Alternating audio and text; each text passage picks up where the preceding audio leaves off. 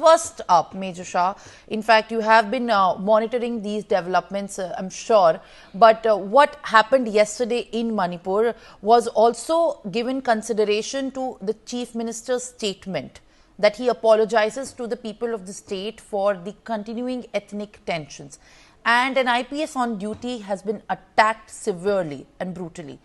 How do we understand this? In fact, this again is a very unfortunate statement, unfortunate incident, I beg your pardon. But at the same time, this indicates that there is no hindsight of a resolution in fact, a complete future.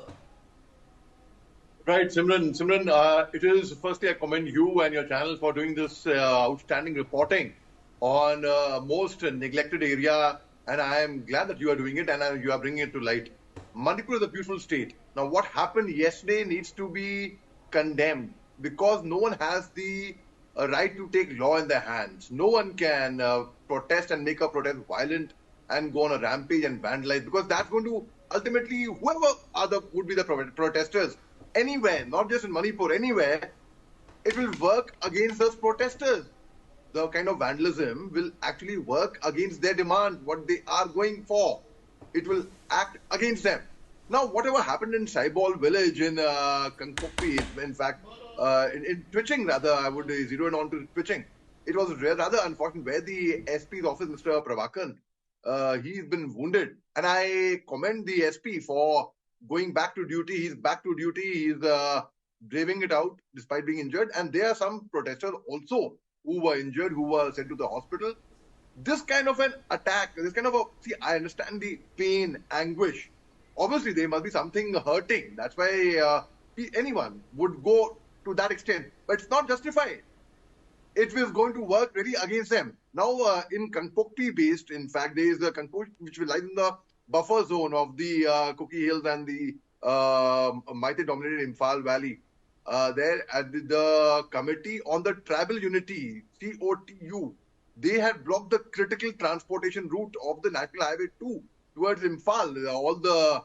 So people have a right to protest as long as the protest is peaceful and non-violent. It's a fundamental democratic right.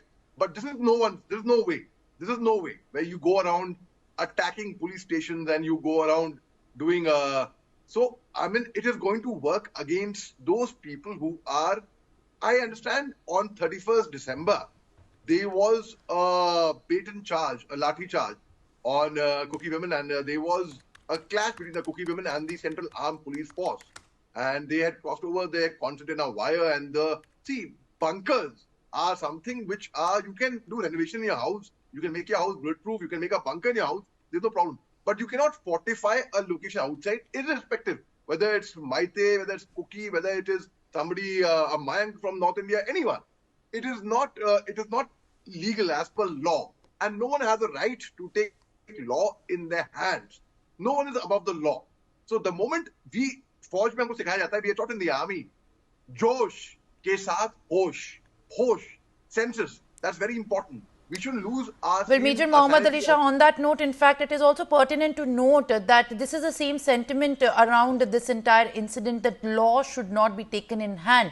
And when we're talking about the ethnic tensions brewing in Manipur, this is also, in fact, being put in perspective by the law-abiding agencies and also the security forces. And I also congratulate you for being conferred the DG Assam Rifles, in fact, for commendation of exemplary work. And thank you for, in fact, being with me on the broadcast.